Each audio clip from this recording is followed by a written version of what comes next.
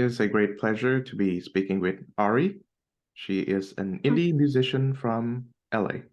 How are you today, Aryy? Thank you for joining us. I'm good. It's a pleasure to speak with you too. Likewise. I should like to begin by mentioning the introduction that you made on your Spotify page. Yeah.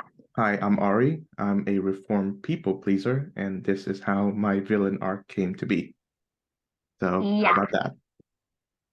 Um, I wrote that bio when I was releasing my newest single, Villain Arc, that came out like a couple months ago. And that like it kind of sets the tone for my entire album that I'm gonna that I've started releasing with Villain Arc. And I grew up very much a people pleaser. And after a lot of years of therapy now, I feel way more comfortable setting boundaries and being okay if that makes me the villain in somebody else's story. So that's what it is for me. Mhm. I believe I went through the same, I guess, sort of arc, so to speak, where yeah, I used to be a much more timid person and a much more people-pleasing person until I realized that sometimes you kind of have to, you sometimes you kind of have to limit that ability, so to speak. You cannot please everybody.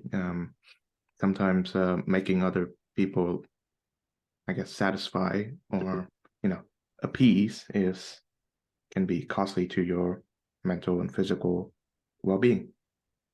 There you go. Exactly. Cost you your peace, Yeah, and and it's so not about expensive. like being evil and doing evil things. It's about like, setting boundaries really. And if that displeases people, then I'm okay with that. Mhm. And I'm guessing that's what your latest single, Villain Arc, is about, right? Yeah. Tell me about the recording process of the single. I recorded the single together with the entire album in October. It was started in October last year. My producer is also my boyfriend, so we just got together for like a little over a month.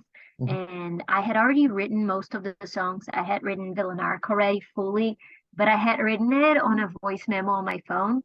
So it didn't have any like instrumental yet. And then Blake helped me come up with all the like instrumental part of it. So it was cool because I got to see a song that I wrote in my head, like, just a cappella singing. I got to see it become something else, which was really cool. Mhm. I like to hear like more about like how you came to be like a restrained people pleaser, so to speak, like how you've come to realize that yeah, you cannot please everybody and you won't because you have to preserve yourself. Therapy, Hmm. honestly. Yeah, I started therapy in like 2020. Um, as soon as like the pandemic started, I guess it was when I started therapy, and I've been doing therapy weekly since then.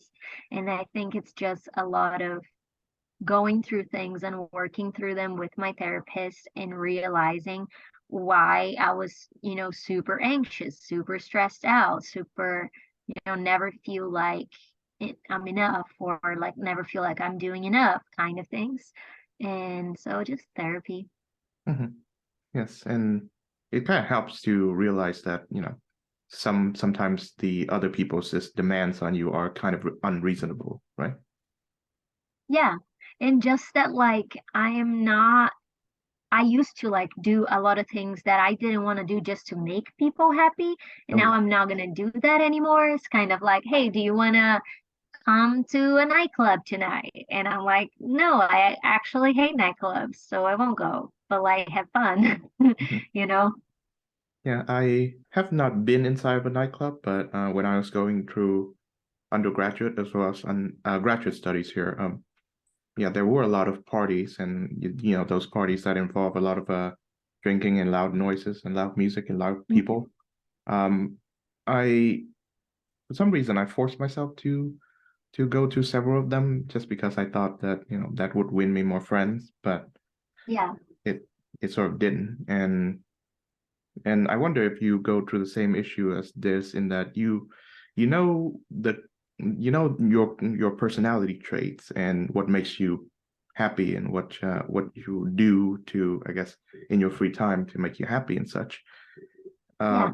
But you also know that that is not a common thing to do, or a common personality trait to have. So when you go out to, yeah, meet other people, you kind of suppress those hobbies and personalities, and you go home, you're feeling rather disgusted with yourself about it. Yeah, I get that. I think that I've done that in the past and now I don't anymore. Like, I like to spend my nights crocheting with my friends and I like to play D&D and I like to play video games with my friends. So Mhm, now when I go out, I'm just very vocal about the things that I like as to attract people who like the same things. And if we don't like the same things, that's fine. mhm.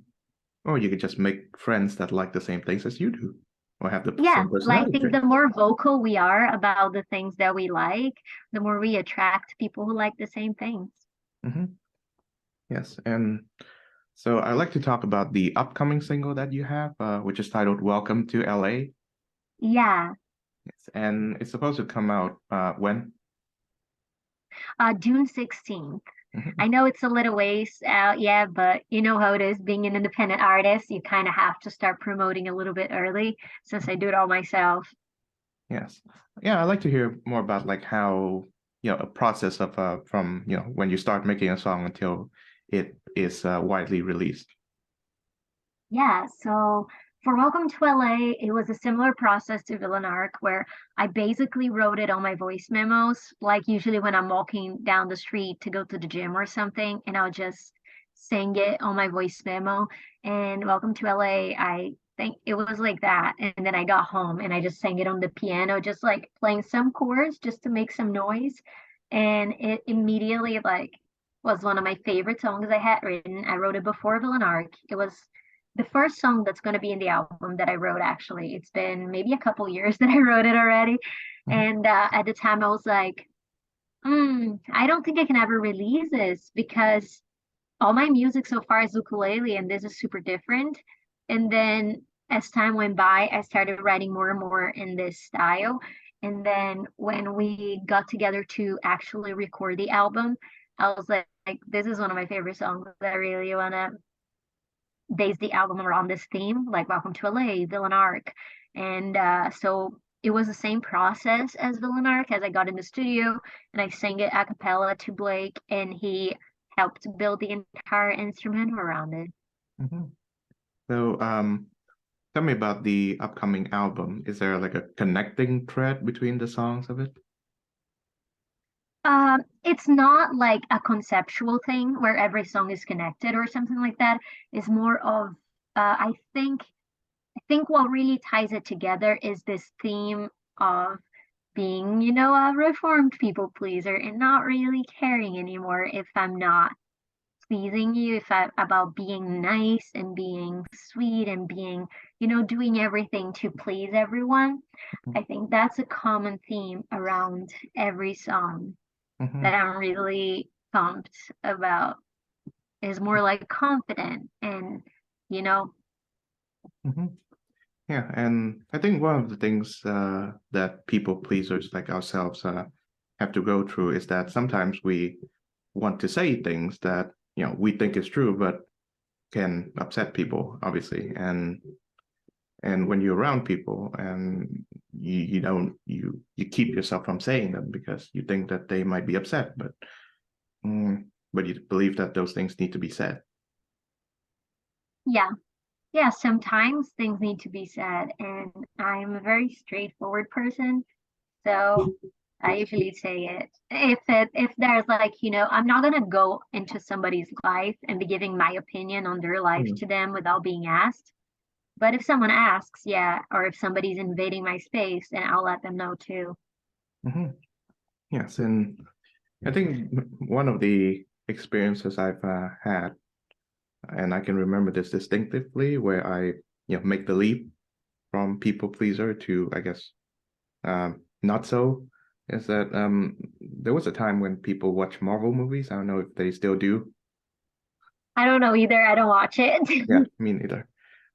Yeah. So So I guess I was dragged to the theater to watch one of them, and it came out. Everybody thought that they like it a lot, and there's a lot of whoa, did you see that one moment where one character does this and then things explode and then the villain is destroyed? And I remember I was asked, how did I feel about it? I I didn't like it all that much. It was not as strong. I didn't like it, but it was just I felt I didn't feel any different from when I first watched when I the first like scene, the first second started versus now. So indifferent, and they didn't invite me for a movie screening ever again. I relate to you because I feel so indifferent about all of these like superhero movies. Don't care about it at all. But like when it comes to like a Pixar, a Disney like family cartoon, it's like sign me up. I'll be there every time enjoying every second of it. Mhm.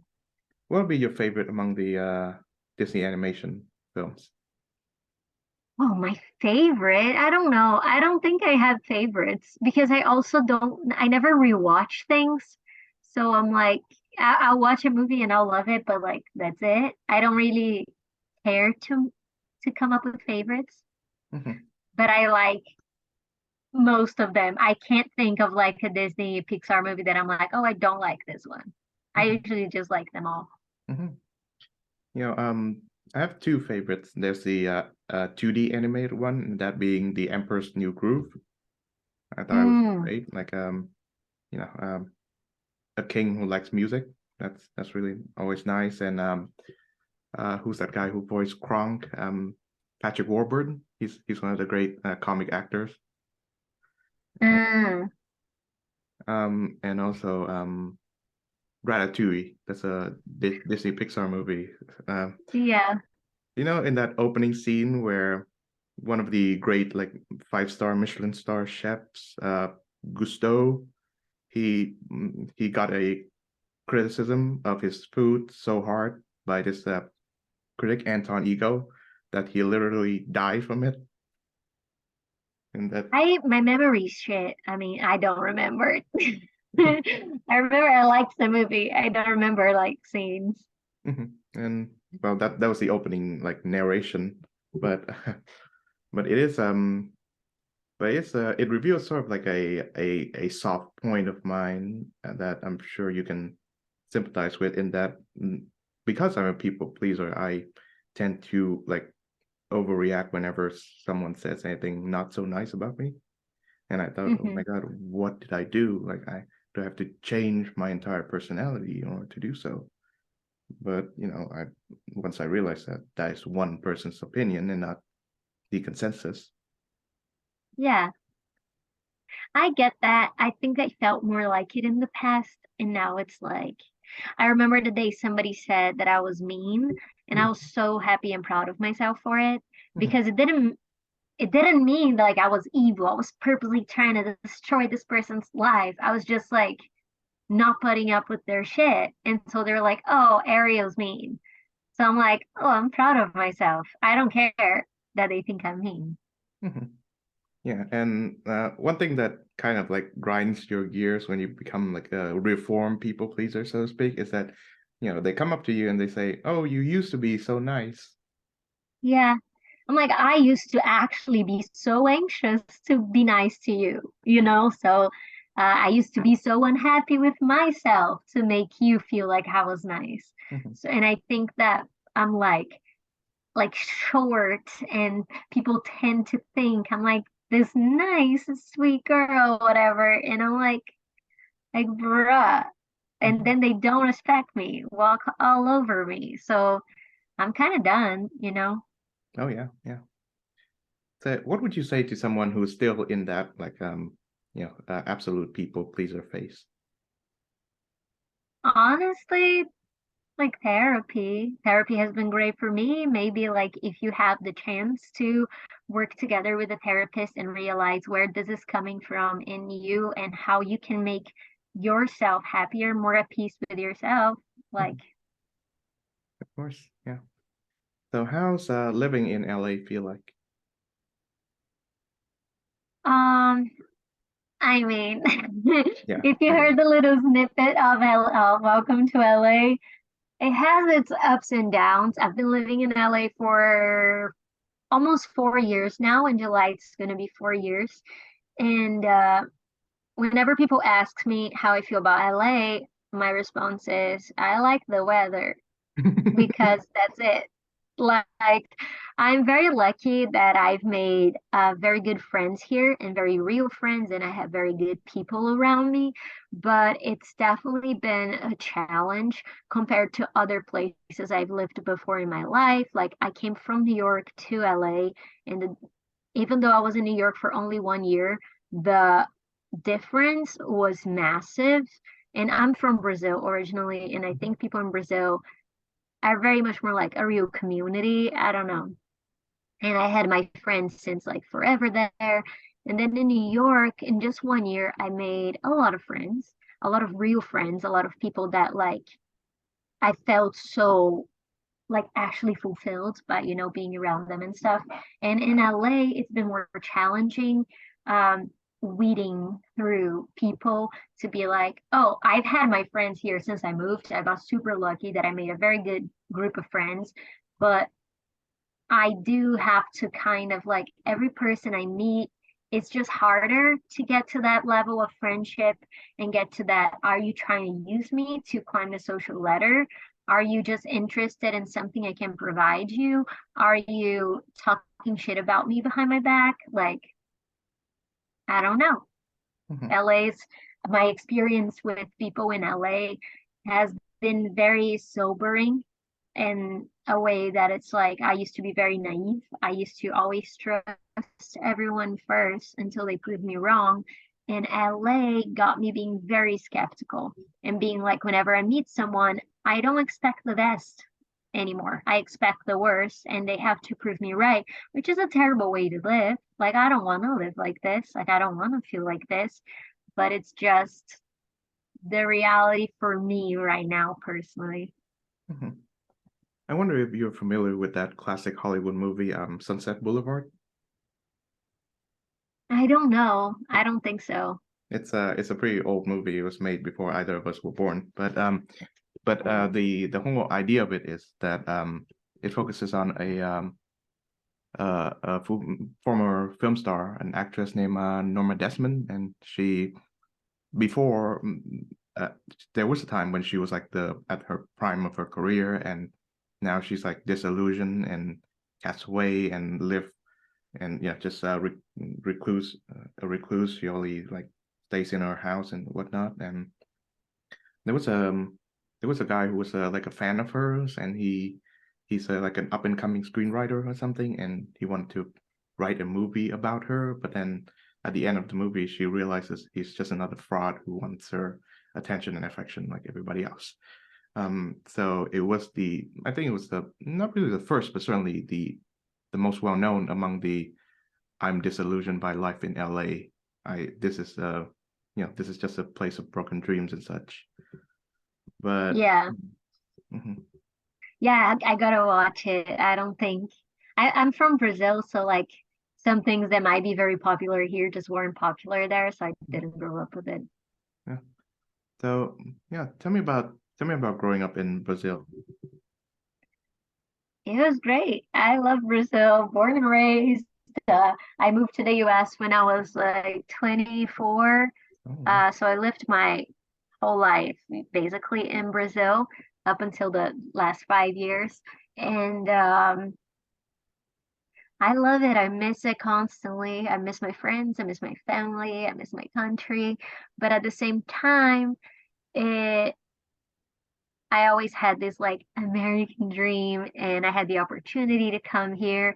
And I've always made music in English, so here it makes a lot more sense for me than in Brazil, because there people were always like, you should write in Portuguese, and I'm like, but I write in English. So it just makes sense for me here. Mhm. Yeah, so I'm assuming that you speak both English and Portuguese. Um, Yeah. of the two languages, which do you find you can, I guess, express yourself more comfortably and fluently?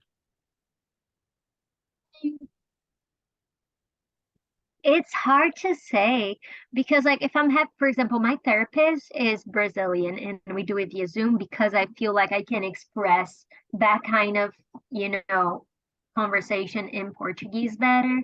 But I think because I grew up listening to a lot of international music, expressing myself when it comes to creating art has always come naturally to me in English.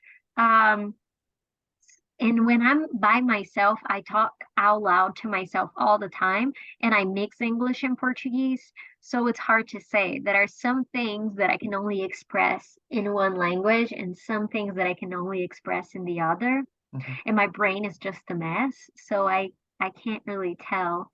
Just writing music comes more naturally to me in English, but then writing poetry comes naturally to me in Portuguese. mhm. So I don't know. So there was a great um, Argentine writer named Jorge Luis Borges.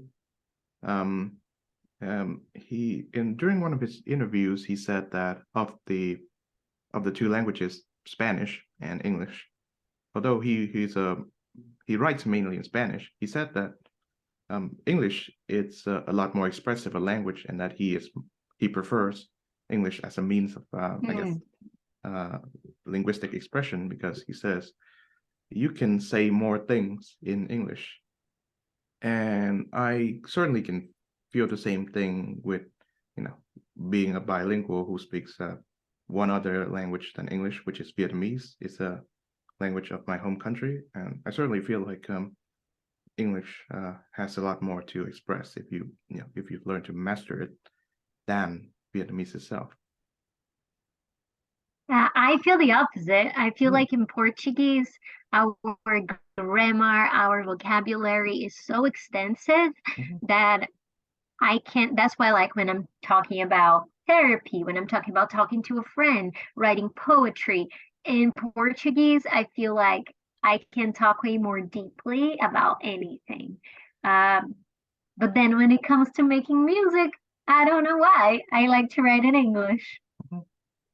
So, what kind of music do you hear when you were a kid, when you were growing up? Uh, a lot. Mhm, Like my dad was a guitarist in a country band when I was growing up back in Brazil. So he listened to a lot of country, but my dad had also been in like punk bands, rock bands. So he also listened to a lot of like rock or like the Beatles, and as well as Brazilian rock, like Brazilian national like rock music. So I grew up listening to so much different stuff. And when I found my passion for music, it was through like emo and pop punk. So I listened to my first favorite band was Simple Plan. mhm. I was obsessed with Simple Plan, and that like is what made me want to start playing the guitar and want to start writing music. So my favorite kind of music in my teenage years was pop punk and emo. So that was like what inspired me. It's like very emotional music, like a little heavier too. Yeah, so I grew up a little bit later than you, so I guess the my teenage angst music is new metal, and especially the band Linkin Park. Yeah, they're Yeah, I had a lot of friends who were huge Linkin Park fans. I I liked Linkin Park, but I was just so like I loved the emotional aspect of like, Simple Plan. I loved Green Day a lot too. hmm yeah, the one with the Boulevard of Broken Dreams, right? Yeah.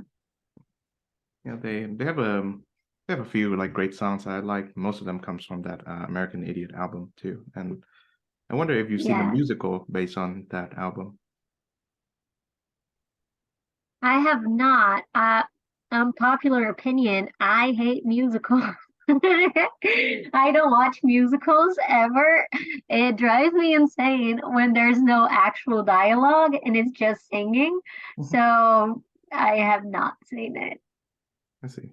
Yeah, I haven't seen any great musicals that attracted me today, but there was a time of like classic Broadway, and there were some like great like tunes. So either made by the Gershwins and Cole Porter that I really like. The great thing about them is that you Mm, can listen to those without knowing the, I guess, the context where it comes from, like the musical or what the what the yeah, characters were thinking and what the plot was. I like that. Hmm. I like that. I like it when you can get musicals like one thing that is just music all the time. Hmm. Oh yeah. Um, yeah. Tell me about some of the things that you really enjoy, but you find to be unpopular amongst, I guess, your peer group or people in general. Huh, I don't know. I can't think of anything because all of my like special interests, I have a group of friends that likes it too. So I do like knitting nights in my apartment every week, and we have a group of friends who comes every night, and I do like I don't know, video games, and then we have our Discord server where we all play video games together. So I don't really know. Hmm. I see. I should really join like a knitting session. I haven't been in one before. Knitting is not part of Vietnamese culture, not really. Um, I would like to say like mine would be philosophy, hence the name of the podcast, and deadpan humor about taboo subjects. Yeah, I think it's you should be Yeah. very careful when you say a joke that it's off color amongst like company. Yeah. Hmm. Mhm. Yeah. So Yeah. Yeah. I love crocheting and stuff. It's not a part of Brazilian culture either, I think. I think it's more popular now, but I love it. mhm, yes. Um so was your dad a big influence on, I guess, your music taste in general? Think so because just like growing up with him always listening to music got me to just love all of that kind of music. Hmm. And even like at ups, my dad always asks me for music recommendation. So I will show him like when I was still in my early 20s, I think it was, I showed him Sleeping with Sirens and he loved it. And then when Sleeping with Sirens came to play in Brazil, my dad went with me to the show. So just like me, my dad, and a bunch of 15-year-olds. It was really fun. I really like that we can share that. Hmm. Oh, that's awesome. I have the same experience with my dad when I recommended him Nick Cave and the Bad Seeds. They are a wonderful, brilliant band. Nice. And yeah, my dad liked them a lot. Um, so Yeah. I guess when you first come to America, what were some of the greatest cultural differences between the two countries that you feel? Greatest, do you mean in the most different or good differences? What do you mean Both, by it? both, I think. Um, I guess here different how people have the power to afford things more than in Brazil, Hmm. which is a little materialistic to say, but like it's just true. Like growing up in Brazil, I can never just like have an iPhone, there's a new phone and you just like have it or just have simple things like AC. I've never had AC in my life until I moved to the US. So it's just this power to afford things that give you like more quality of life in a comfort materialistic way, if that makes sense. But then on the other hand, Brazil as a community is way warmer and welcoming than Americans in general. So like I missed that like warm reception of a Brazilian of just like going out and like making friends and you immediately start calling each other friends in Brazil and you become friends and it develops way easier than in the US. A difference is like in Brazil, I saw TikTok of a guy talking about it and it was so perfect. Hmm. Hey, what you doing? to hang out? Like now? Okay, I'll pick you up in 5. And in the US, it's like, hey, do you want to have coffee in a month at like between 6 and 7 p.m. at this specific spot? And the person's like, oh, I'm busy that day. And you're just like, okay, like I'll see you in 2 months then. So I feel that difference a lot in the people, in the way we develop as a community, in the way we hang out and share life with friends. Brazil is way more like I grew up with my friends.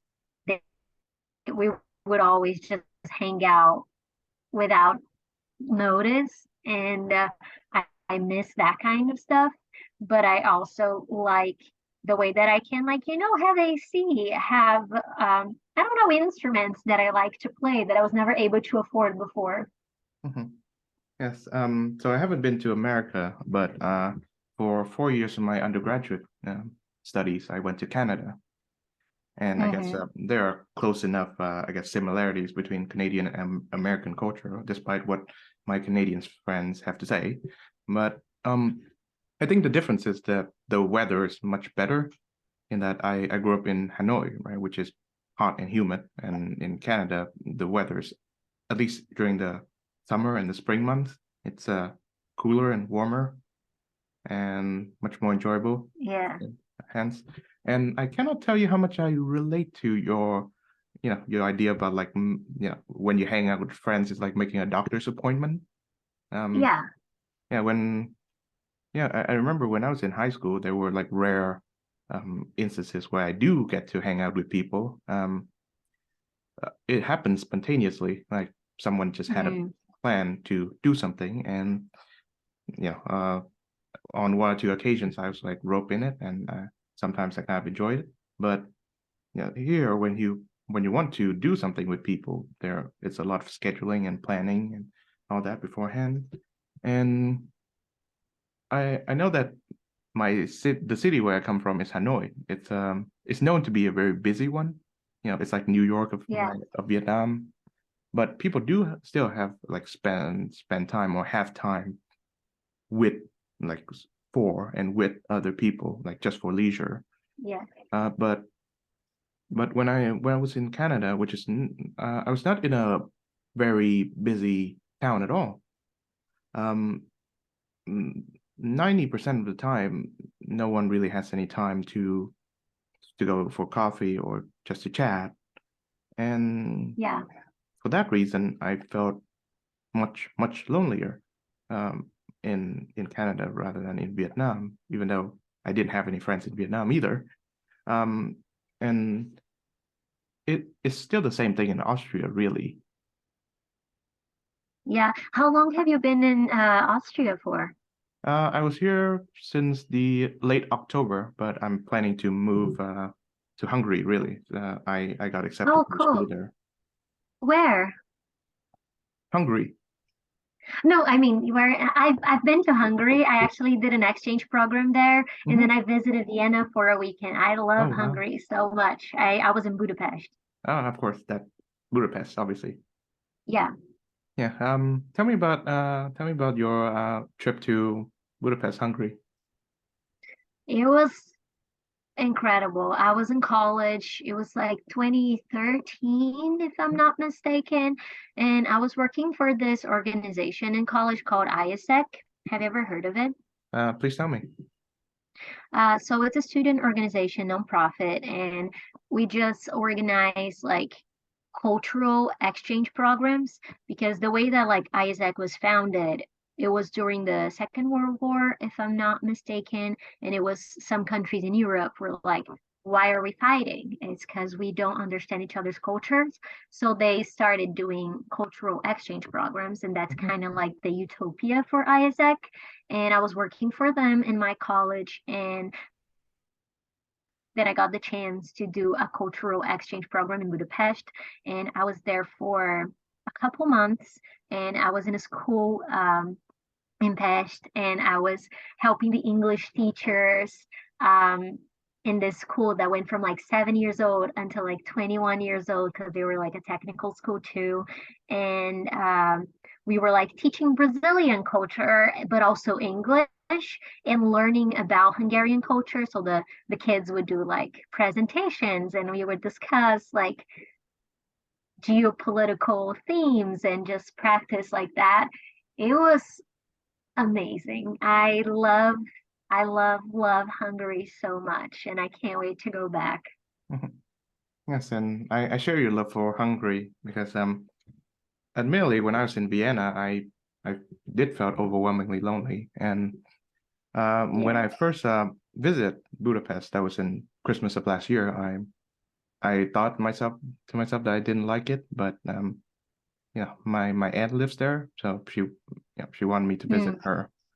But slowly but surely I come to fall in love with it because it is obviously a great looking city, and also what's more is that I got to find some of the people whom I can talk to who had some of the same interests and I guess hobbies as I do, and I had to have like meaningful conversations with them. yeah. So that's I right. love the people there really made me feel like the people in Brazil do. I think the communities, the people, I would just go out in Hungary and make so many friends. And I have made so many amazing friends there that like carry with me and other exchange students, but also people from Hungary, from the schools that received me and like showed me the city and hung out for those 2 months. I love the people there and I love the city so much. Hmm.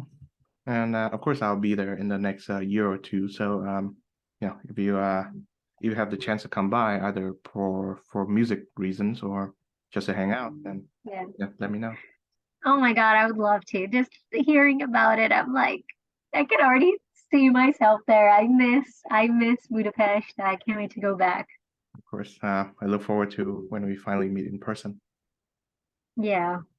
So, so I was thinking when we were talking about LA, I thought that it is kind of like the Instagram of cities in that it's very good looking, and and one of the things that really bothered me about Instagram is that people post a version of their lives that is far removed from the reality of their lives. And I think LA is kind of like that, where most people live out the, I guess, constructed fantasies of their lives.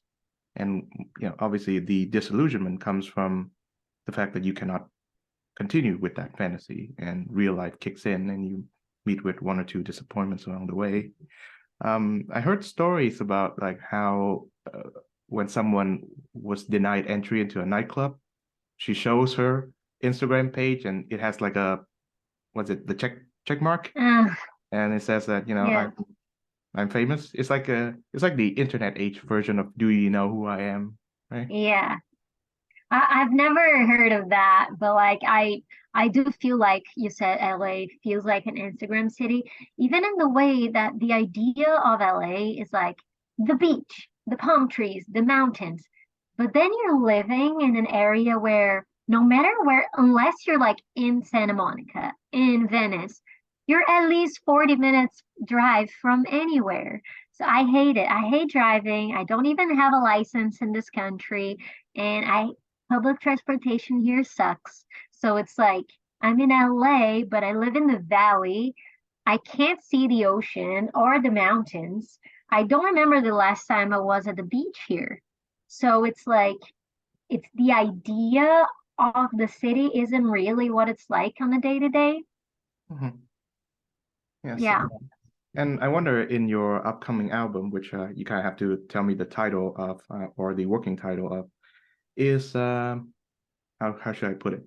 The idea that you think that you've made some friends, but turns out, you know, they're not really your friends because you can really count on them when you have a bad day, or you figure out, that they were just kind of using you for clout, so to speak, an Mhm. inspiration of the album.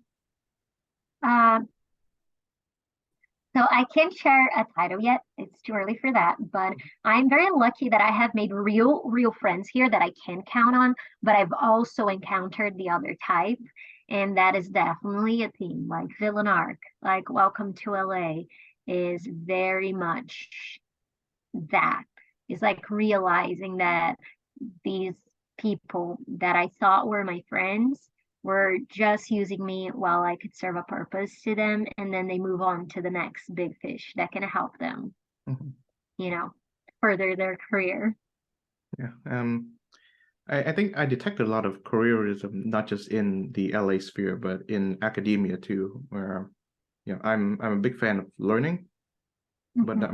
I'm not a great fan of school because especially some of the more prestigious academic environments where the whole purpose of anybody being there is to make a name for themselves, to Yeah. rub shoulders with enough people or to schmooze with enough people, to show up at every sort of like conferences and events so that they can happen to meet an important person.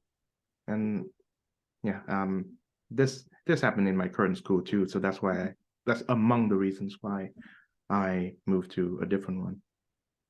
I relate to that too because before I moved to the US to pursue music, I was pursuing academics in Brazil. I'm a dentist in Brazil.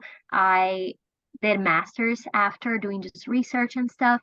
And if I wasn't pursuing a music career, my plan was to be a professor.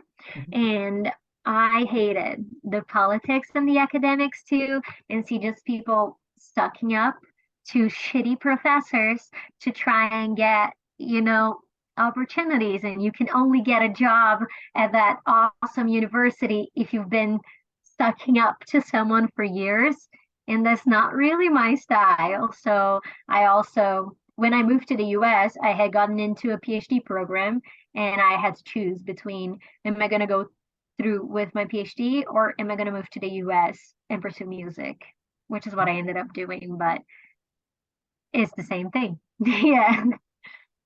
I should like to share that when I was in high school, I wanted to be either a filmmaker or a screenwriter. I actually wanted to work in Hollywood. One of the books that inspired me was Adventures in the Screen Trade by William Goldman. He wrote Hmm. the screenplays for I believe Butch Cassidy and the Sundance Kid, and I believe The Princess Bride too. Hmm. So I thought, hey, maybe I could have a shot at this. I'm pretty good at writing. I'm pretty good at the English language, and I can craft stories and characters. But then the kind of culture of LA sort of like turned me off of that. And of course, it's very Yeah. hard to be an indie filmmaker. So I sort of Yeah. put that on the shelf. But I still like watching movies and Yeah. critiquing it, so to speak. I I I hear you. I feel you. It is more than just wanting to be a screenwriter, is like, is it gonna cost you your piece? Yeah, yeah. And I think from as time goes on, I realize that I'm not gonna be a happy person if I choose LA to be my residence. So Yeah. not really. I hear you because I'm like, I don't see myself living here forever, but I also don't know where I would go because opportunity wise is really good for me here in my line of work. So who knows what the future holds. I see. Um, I believe one of the friends you've made is Lucy and Lemaire, right? Yeah. I got to meet her when this show was starting out actually, and at that time I was mostly interviewing people from my local area, but I think she was the first like non-Canadian musician that I reached out to that actually responded to me, and obviously my first LA musician too. We've done like 2 episodes together, and she Nice. has remained a friend since 2020. So I'm very grateful for that. We have not met in person, but I really hope one day we could. Yeah, that's nice. We connected online a while ago, I think during the pandemic too. And we just went out for coffee and met up in person for the first time a few weeks ago. Mm. And she was really nice. Yeah. It's Mhm. nice to connect with nice people. Of course. Yeah, I actually knew you through her. So Yeah, yeah. You mentioned on your email, and that's also, I was like, oh, nice. I'm glad to hear it. So tell me about if you have a Spotify playlist of what you've been listening to recently. What have you been listening to recently? Okay, so I go through phases, and right now I've been in a nostalgic phase where Ooh. I'm listening to stuff I used to listen to in my teenage years a lot. And besides the Simple Plan Green Day stuff, when I was around like 15, I want to say, I got really into McFly and Busted, and I was obsessed.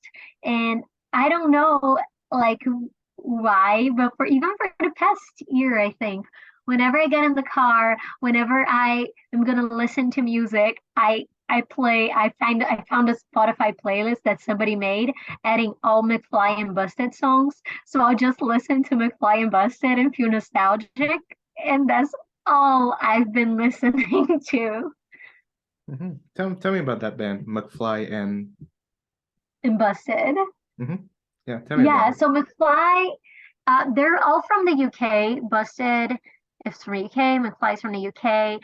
And I found them when I was like a teenager. And then me and my best friend in Brazil, we would spend all day talking about McFly. And then when we weren't in school, we would spend all day reading McFly fan fiction. So I just like it's just such a big part of my growing up personality. I'm such a fangirl for them, and I just love them so much. Um, I don't know if this counts as nostalgia, but recently I've been listening to some of the musical albums that I discovered when I was studying in high school. Uh, Yeah. I don't know about you, but high school for me was terrible. Mm.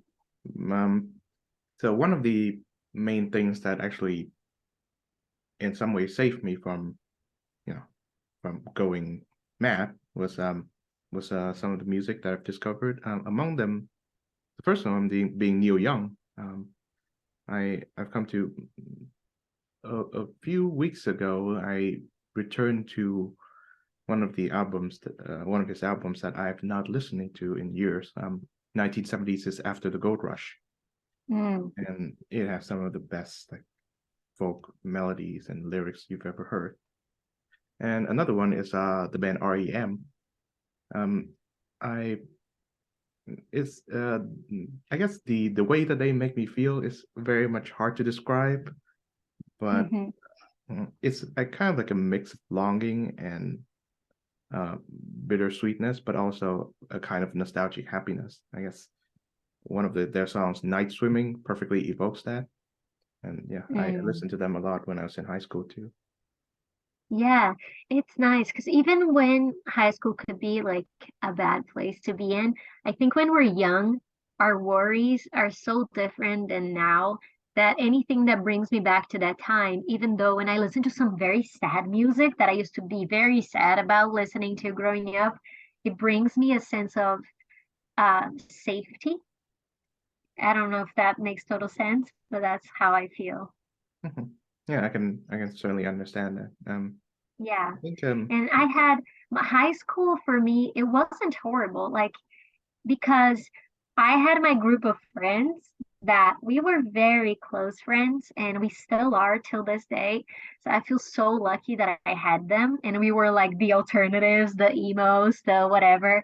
And but it was like great. So when I listen back to music I used to listen to then, it's so nostalgic. It's just like me and my friends, eating pizza, watching shitty movies, and reading McFly fan fiction. It's awesome. well, yeah. So what sort of like what do you envision to be your I guess your future, so to speak, as a musician? Uh, I mean, dreaming delusionally, which I think has to be done. My dream is to like go on tour. It's always been my dream since I was young, and it's to go on a world tour.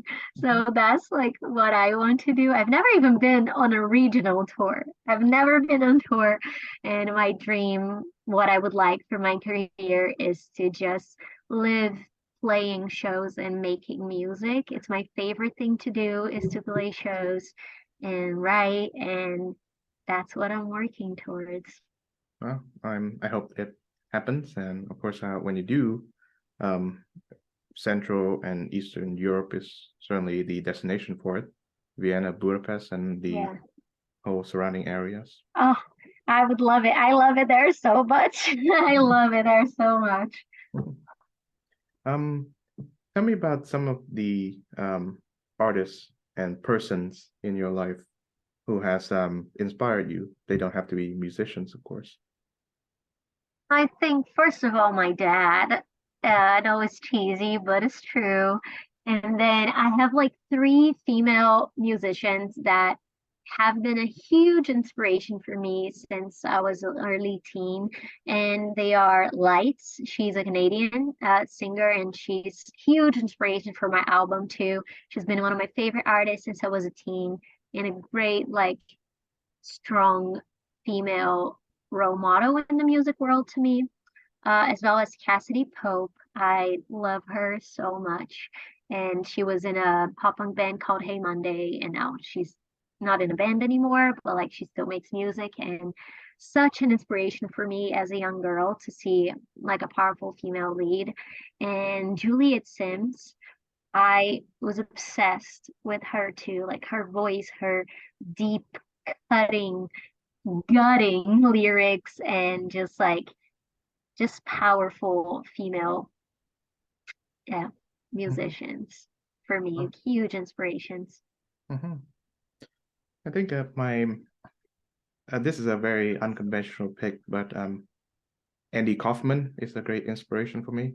Mm, Yeah, he's this great comedian who used to be in the show called Taxi, and he does this like really unorthodox performances as a solo act. mm, Yeah, there was this one occasion where he basically sits on stage and reads of the novel The Great Gatsby. That was his act yeah. from the beginning Yeah. to end until the audience gives up. He reads The Great Gatsby. God. And it might sound silly, and it definitely is, but he's one of those people who has the kind of like overwhelming audacity in which I aspire to have, in that he thinks he believes singularly in his own vision, and he doesn't really care if people approve of that vision or not, Nice. which is something I hope to aspire to, you know. Nice. Yeah, I don't really know his work, but that, yeah, that you're saying that like doing your thing, it's really, really cool, not caring what people are gonna think. Mhm. There's a Jim Carrey movie called Man on the Moon, which came out like in 1999 about him, Hmm. and it was I don't think I ever watched it. Yeah. mhm. And it was actually based on a song by REM. It shares the Ah, title with that song. nice. So that was a great song too. Nice. Mhm. Oh, of course, I should also like to mention the Patreon page that you are running, uh, Yeah. where you make ukulele covers. Tell the people about that. So I started the Patreon page not too long ago, where I'm teaching tutorials. I post weekly tutorials there. Usually the covers I'm posting them on my channel are popular covers that I've already had. I started it only a couple months ago, and it was actually my friend Bernadette. She's also a ukulele teacher, and she posts amazing videos online. I love her work. And I was talking to her about some stuff I was going through that was kind of hard, and she told me I should create a Patreon, and she helped me push through this barrier that I had, that is I grew up not being able to afford anything. So one of my goals as a creator is to create free content for people. So I tend to be pursuing more like brand deal sponsorships to so that I can pay my bills and so that I can create free content. And so I had never done like um, special content before, only for paid subscribers because of that. And then after talking to Bernadette and seeing that I could charge like only $5 a month for weekly tutorials, I'm like, that's less than a coffee here in LA. So it's a very symbolic price for you to pay once a month and be able to learn an instrument. So I was like, okay, I'm gonna do that. And I've been enjoying doing that so far. Hmm. What are some of the songs that you've covered? You mean on Patreon or Yeah, YouTube? on Patreon. On Patreon, it's tutorials, right? So I've posted the last tutorial that I posted was July by Noah Cyrus, which was also my last cover on YouTube. But I also have some of my popular covers there. Like I have some Skin, I have some 21 Pilots, I have what else? I have some classic like Frank Sinatra, I have La Vie en Rose. Yeah. Awesome. So, for the final question, what does music mean to you? Everything, and I know it's cliche, but it's just I can't imagine my life without music. Like you said, music saved you in high school. That's also how I felt like as a very emo kid, emo teen that felt very not comprehended. Music made me feel understood, and music helped me be able to express myself. So music, life without music does not make sense to me. Mhm. Yes, Yeah. and I could say the same in that ever since I first like come across American popular music, they were echoing sentiments that I was feeling at that time that Yeah. no one was expressing it. Mhm. And yeah, I realized that I was not crazy in feeling these things, and Yeah. they've helped me. It has helped me during high school, and it's still helping me now. And that I Yeah. still I still have like certain sentiments that I don't believe people share. So Yeah, I relate to that because also I grew up in like in church and all of that religious trauma. There's not enough time to unpack that, but also like love my parents to death, but they were very much like block out your feelings and don't prophesize bad stuff, don't manifest bad feelings. And I'm like, I'm not, I'm just saying that I don't feel good right now. And you telling me that I shouldn't feel sad right now doesn't help. So it's kind of, I felt like I wasn't allowed to feel what I was feeling as to not manifest it into my life. So listening to music, that was really sad. It made me feel comforted, like you said, because I felt like it was wrong to feel the way I felt, but like other people feel it too. So mhm. Yeah, yeah, I used to hold it against my parents a lot for not being, I guess, so much sympathetic or understand towards my sentiments. But yeah, growing up, as I grow up, I just understand yeah, that they are different people. yeah, in different cultures too. And like, and back then they didn't really believe in therapy, but now I can go to therapy by myself and I can pay for it by myself, which is great. Mhm. Well, I guess that could be the topic of our next chat. If you do Yeah, like to meet with me again, we can talk about therapy and parents and all yeah, that fun stuff in between. yeah. Sure, it was a pleasure talking to you. Thank you for having me. Yeah, it was a great pleasure too. Thank you very much. I look forward to your new single. By the time I believe this show is released, it will have appeared. So Nice. That's awesome. Thank take you. take very good care of yourself. You too. Bye.